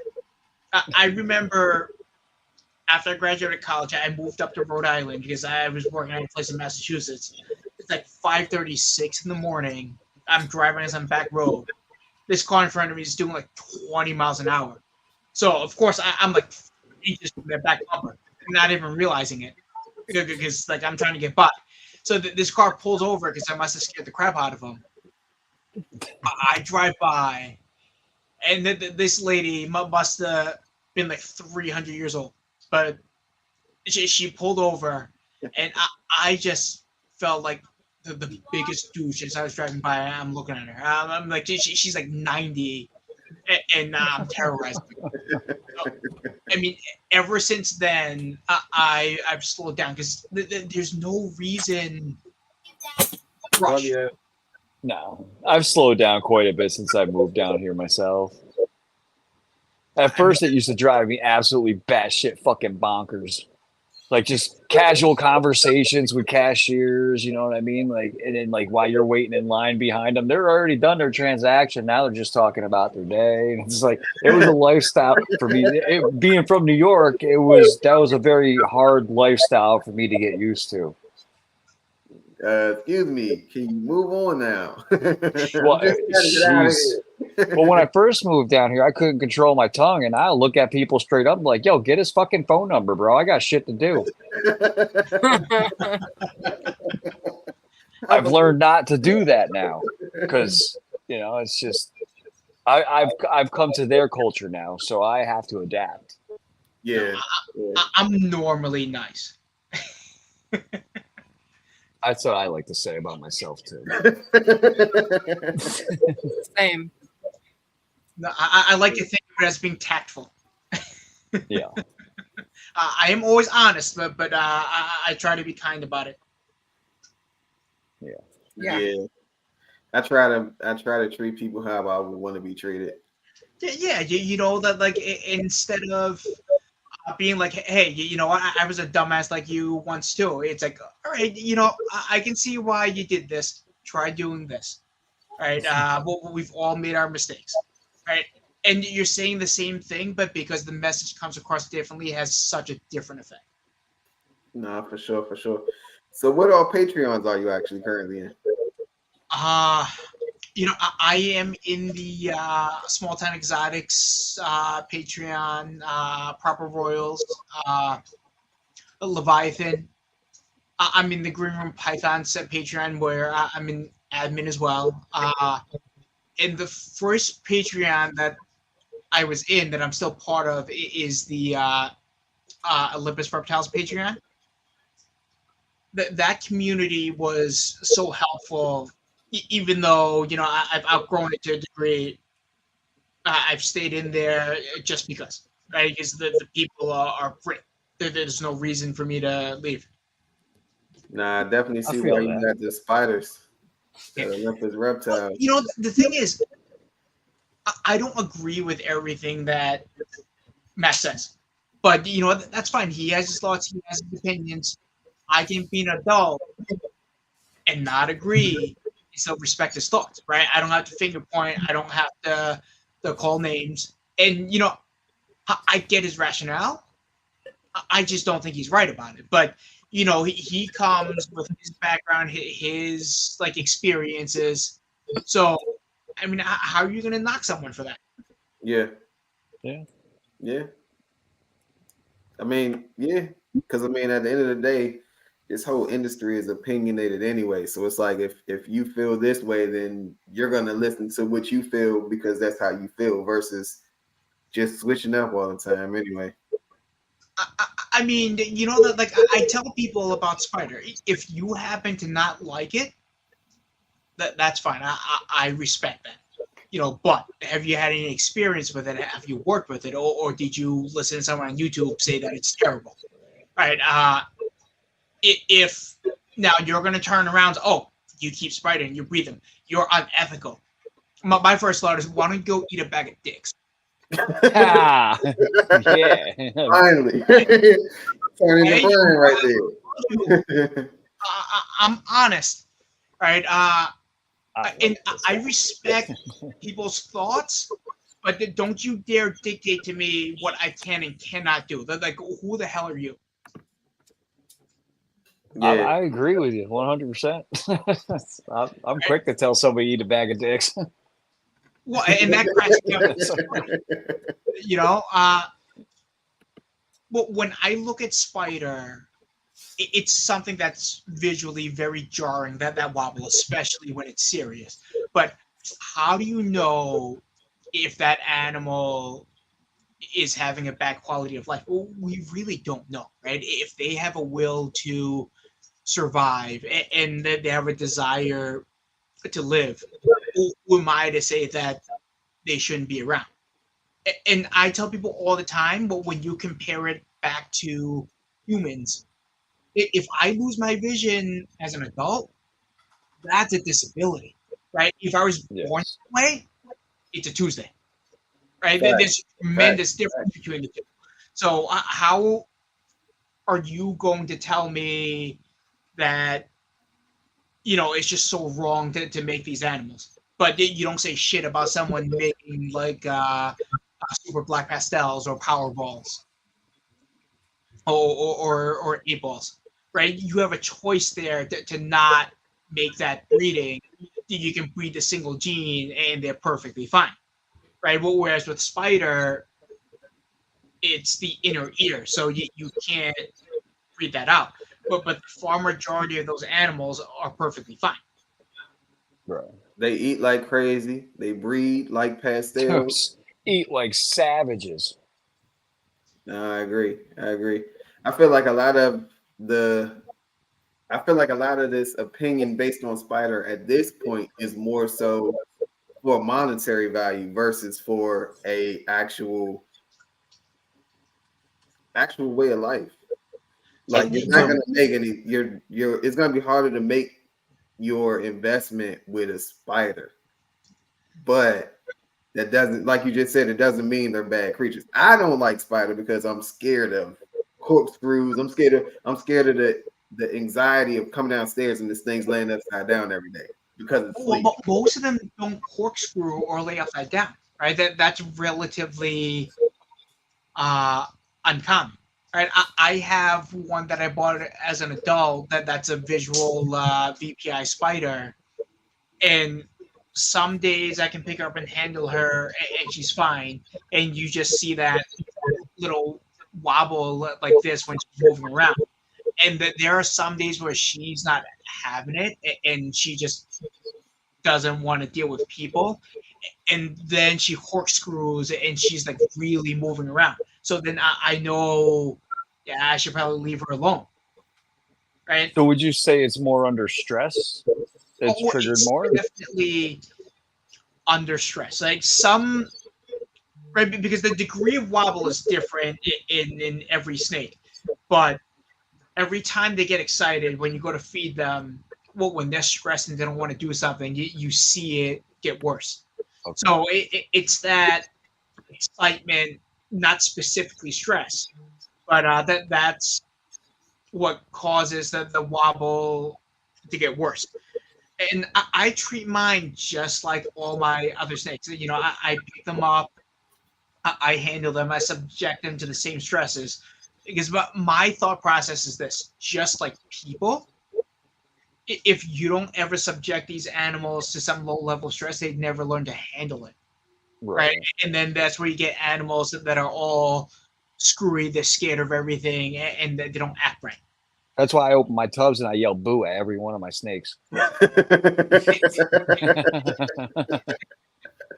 that to my kids, toughen them up. Toughen them right up. Get used to it. Ooh, gotcha. Yeah, that backfires. Gotcha. Stop You know, flinching. now they do that to my wife, and then she'll come home and she'll hit me. They're like, "You told your kids to scare me. What's wrong?" So, were you born in New York, or were you? You know, I was born in South China, and I came here as a baby.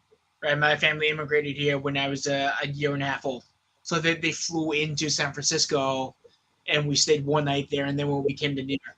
You know, my father's side of the family is based here in New York, and this is where I grew up. Nice.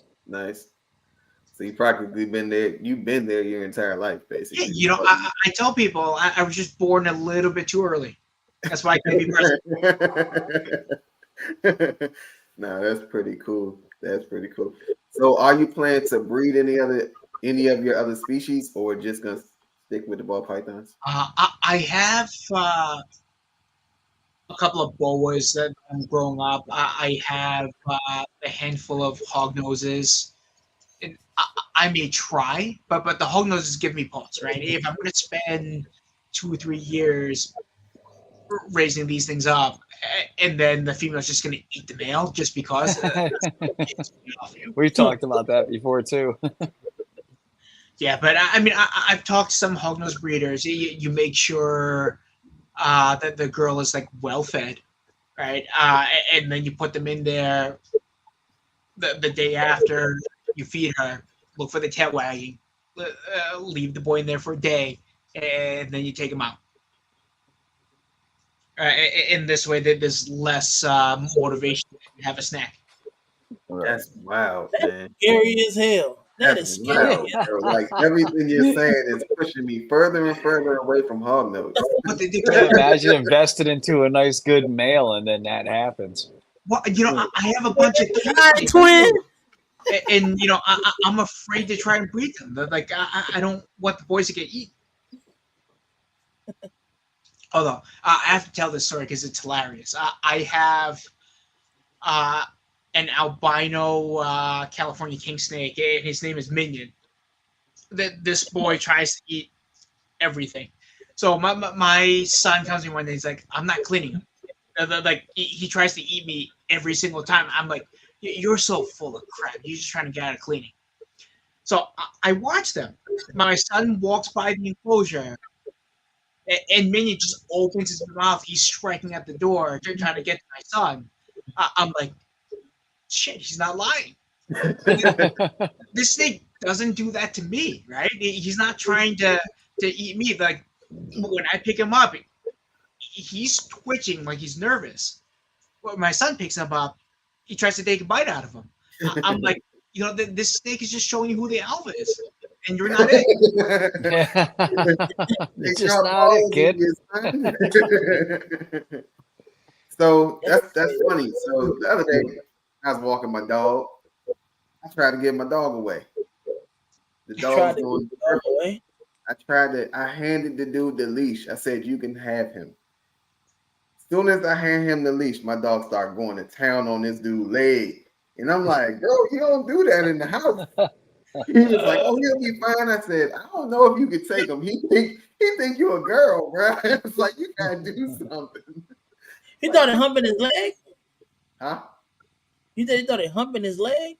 Yeah, he was going to town too. Like, had a grip on him. I was like, "Yeah, bro, you're gonna have to do something, man." He brought him back in 15 minutes. He couldn't handle him. That's pretty funny, but that might be a dominance thing, right? Because the male's trying to test out who's in charge. Yeah, that dude wasn't an alpha. Yeah. Oh. Oh. His girl was like, "Don't bring that dog home." He is talking to me all like, "Yeah, man, I don't care what she said." Da, da, da. 15 minutes later, he brought that dog right back. I was like, knew better. Told you. I Knew told better. you. So Yeah, it's crazy, man. Which speaking dog of was that? Which spinners, one was that you tried to give away, Rennie? The little one, man. I'm trying to get rid of that dude. Uh, what is The one this? with the 3 feet, with the missing foot, numps. That's one of the first snakes I seen that got me interested in the ball pythons. Oh, the this spider? one, this killer Yep. spinner, Yep. this boy is such a pain in the ass. He wants to eat, What but spinner? Spider and pinstripe? And uh, I think. spider and pinstripe, yeah, and super pastel, Oh, and super pastel. Okay. yeah. Now, if he misses a strike, Most he'll of the get money all in mad and discouraged, and then he won't want to eat. Which is why That's he is why he said that. as he is. But he probably has the worst wobble out of all my spiders that I've raised from a young age. Like you can see it pretty clear in the head movement. Whereas there's just that extra little bit of movement. Now Right. I have never seen him lay down backwards, but sometimes after he eats, he will stick his head up straight in the air and he'll just do like a little helicoptering motion for like 4 or 5 minutes and get out of his system. But then he goes and he crawls back in his hide, and it's like nothing ever happened. The first couple of times I saw that, I'm like, what the hell is that? But I mean, it's disconcerting because you think something's wrong, but like he's just doing his thing and getting out of his system, and then he's perfectly fine. But you can see he moves just fine. His striking isn't the best. A lot of times I'll have to leave him be for like 10 minutes and then come back with the rat, and then eventually he'll get in, he'll eat. But yeah, I mean, this is like my worst spider.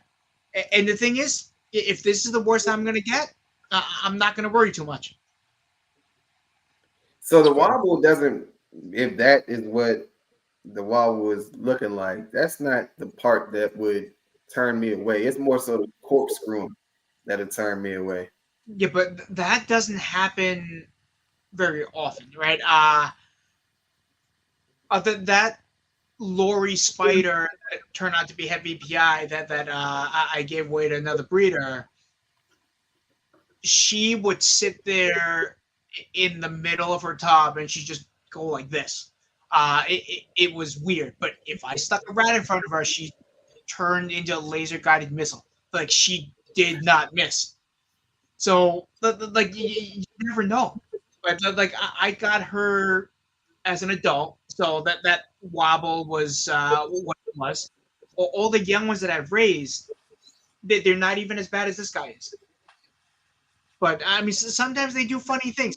I've had one miss the rat and then shoot right by the rat and then wrap around the tub. I'm like, dude, what are you doing? So then you untangle the guy and like, here's the rat, and then they get it. It's like, see, it wasn't that hard. Yeah, so I had a snake shipped into me, and he got stuck over in the hub, and they got heat, uh, whatever causes it to do that from the heat pack or whatever. So it was doing that for probably about, I say about a week to 2 weeks, and then it went away. Like I can go get him now when he's perfectly fine. He's mean as hell, but he perfectly fine. He don't do the corkscrewing, he doesn't do the wob, he doesn't do anything anymore. So last season, what was my first season breeding, and but my third clutch of the year was all just visual bananas. I cut them right before I left to go to West Virginia on a scout camping trip, and I just asked my brother to kind of check in on them once a day to make sure that like the tub didn't dry out. If it got really nasty, maybe just swap the tubs and stick the snakes in there. So simple. Well, while he's checking, he's not paying attention. Pulls the probe out of the incubator, cooks all my snakes. Every time he's talking to me, like, oh, this one died, that one died. I'm like, what the hell is going on? Out of 8 in that clutch, I had 1 left, and when I get back, this thing's corkscrewing all over the place. It took a good 3 or 4 months, but eventually that snake went back to moving normal. Right, but with the high heat exposure, you don't know. You kind of just have to wait it out. Yeah, yeah. That's how this one was. Yeah, I mean that was a little upsetting. You know, there I am in like West Virginia, like 8 hours away, and I couldn't do a damn thing. Yeah, that was definitely stuff. What type of incubator do you run? I bought this one's like a 3-foot high glass door Coke fridge, and the guy had like 6-inch heat tape in there. The tape was getting to like 117 degrees, and that's what it was staying at, and that's what it needed to get up to like 89, 90. So after that first season, I put 12-inch tape in there, and it goes to 97, and then it stays consistent at about 87. Nice. You know, then I found a Red Bull refrigerator, and I bought that because it's bigger, and I turned that into an incubator, and I tested that, and then I started to run out of room with both of these, and I bought a small incubator from Mid Florida Displays, and it's just a PVC enclosure, but he has tape around 4 sides, and it works really well. Right, it holds 9 boxes. It's compact. It's only like 2 feet wide, so yeah, it's nice, and I can stack a bunch of them. That's nice. And then, like the true crackhead that I am, I just went and bought a Wilbanks incubator. So my last question for you would be, if you were to be able to start all over, knowing how the industry is moving and all of that type of stuff, would you have purchased differently versus still trying to purchase on a budget?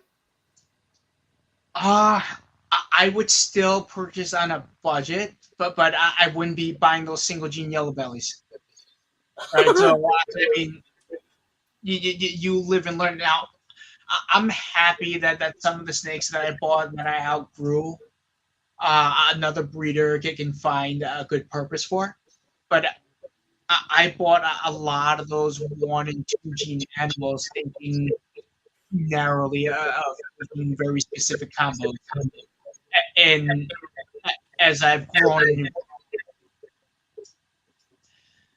I've definitely now if I'm gonna buy something without a recessive in it, it's typically like a 3 or 4 or 5 gene animal, and you can still get those pretty cheap, right? My first clutch of the season, I paired a 4 gene male to a 2 gene female, and everything came out different. No normals. And you know, like that's fun. You know, I take a picture of the clutch and I post it up, and it's like this is like a rainbow. Now, it didn't hurt that it had Orbeez in the background. That's what I incubated them in, so it really was like a rainbow. But you know, it also makes for good conversation, right? You get people talking, asking questions, and then you kind of like draw them in. But like you see, I've been handling it this whole time, and he hasn't really changed, right? He's not going crazy. He's not corkscrewing like crazy. Like this is what a typical spider is, right? In fact, most of them, the wobble's not even as significant as the one I have in my hand. So, like, I don't know what the big deal is, right? And all I tell people is, you know, deal with facts, right? You don't have to like spider, but don't tell me it causes shark mouth. Like, don't tell me it causes kinking, right? It's not the reason we don't have freaking world peace. Like, don't be stupid. There was this woman on Facebook who was like, Yeah, it causes them to like break ribs and stuff because they're smashing into the sides Oh of their boy. enclosures, and it's like, all right, so you're gonna take all these abused and mistreated animals that show the worst symptoms, and you're gonna compare all spiders to that. Like, I'm gonna go to a shelter for battered women, and that's what my example of every single woman is. Like, what are you, stupid? Yeah, I mean that's a good way to look at it. That's a good way to look at it. I mean, to take things for what they are, right? Don't stereotype it. Don't have all these preconceived notions. But I don't give a shit what you heard from like Corbin or whoever the hell you listen to. But like, look at things with an open mind. I can come to your own conclusions. So stop being a freaking sheep. So I just said that was gonna be my last question, but before we get up out of here, I don't know if we asked you how did you come up with your name CNC and what does CNC mean? Well, I mean, I'm old, right? I'm in my 30. mid 40s at this point, so you can see all the gray hair. So I grew up around the time of like CNC Music Factory, so that's like just paying a little respect to that era. Plus, the Oh, CNC, those are the first initials of my kids. So it's symbolic, and it's a regular reminder that one of the big reasons why I'm doing this, why I just went batshit crazy, is to try to improve the future for my kids by trying to turn this into a legitimate business that is self-sustaining. And they don't care about it at all. They could care less, right? If I take these snakes out somewhere, then they want to play with them. Yep. Yep. Uh, if I tell them to come down here to help me clean, they're arguing with each other. They're doing everything, but I'm like, I need you down here for like an hour to just focus Yep. and not get 5 minutes worth of work done. Yep. I offer to pay them like nothing works. I did the same with my kids. They don't want nothing to do with it. that's how it is. I, Well, I just tell a few more. I'm gonna hire some of my scouts to come in here and clean. just hire Brandon. Brandon will come up there and work for you for free. You know it. You know it. But yeah, but look, Will, before we get up out of here, in conclusion, we hit the two hour mark for the night. You can stay on till we'll still chat it up with you afterwards, but I gotta let these folks go to check out. Y'all make sure y'all check out the LMK Ken show on their channel. Y'all make sure Yep. y'all holler at me after y'all leave here, man. Definitely check that Will, show out. but Will, let everybody know where they can find you as far as social media and all that good stuff. They want to holler at you about some snakes and stuff. Yeah, I am on Instagram under CNC Python Factory. I'm friendly, I swear, even with all the cursing. I've got my Morph Market store. You can find me in a few of those Patreon groups. Especially Green Room Pythons, where I'm an admin. I swear I'm nice. Yeah, man, I definitely appreciate you coming on and sharing your story with us, man, and just giving us a little bit of insight into your life. We hope this is definitely not the last time you come up and grace us with your presence. I definitely hope you do come back, man. We try to do a thing where we later on in the year kind of check back in with everybody that we had on the show previously to see how they're doing and how things are going. So we'll try to do a check in with you, see how everything is going. Definitely don't be a stranger, man. Yeah, Anything y'all want to add before we back? you guys are just fun, so you It's been a definitely great have a new interview. event. Yeah, no, for sure, man. Definitely, man. You can holler at us anytime, man. We got group chats and all that. So anytime you're trying to get in contact with anybody, just let us know.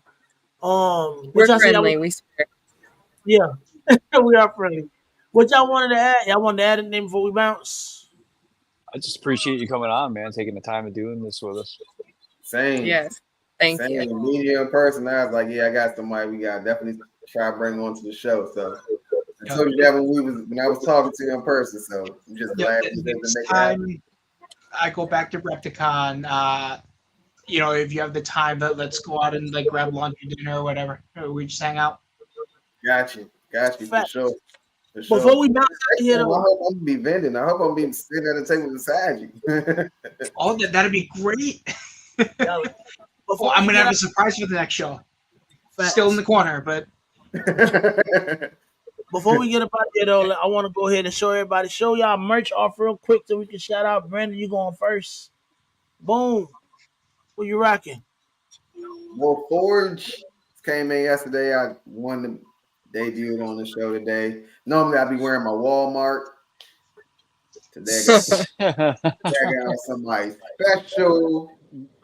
Brian, you next. Oh, you know what Spawn Projects had? Bomb Repping Squad myself today.